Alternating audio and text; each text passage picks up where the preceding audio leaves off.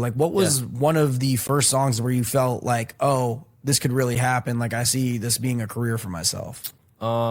It's probably the song that's parked on my #1 right now, which is Summer Nights, which the song itself is kind of funny. So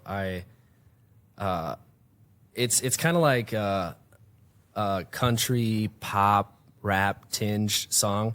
And I record a bunch for my homie Blake, shout out Blake, and he makes a lot of country music. And one day I was like, let me try and make a country-ish song, right?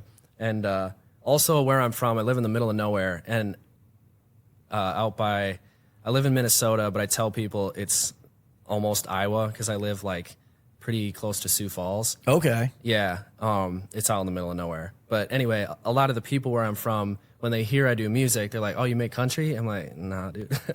And so anyway, I made the hook of that song kind of as a joke, and I sent it to my buddy Blake, and I was like, actually, this is kind of fire. Let me finish this. And so I did, and like I made it in such a way that it's obviously like personal to me and stuff.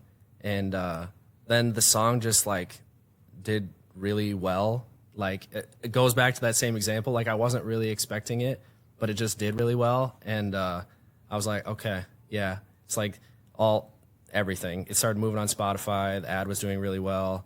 And then a lot of people were reaching out to me off of it, and still to this day. Like I released that song in 2023. It's not even that long ago. It was last year. It's not at all. But I even this year it's done way better than it even did last year.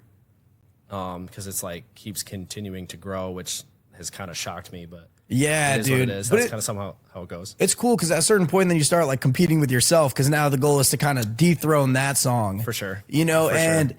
You're always like comparing, like, oh, can I do this first week, you know, or whatever.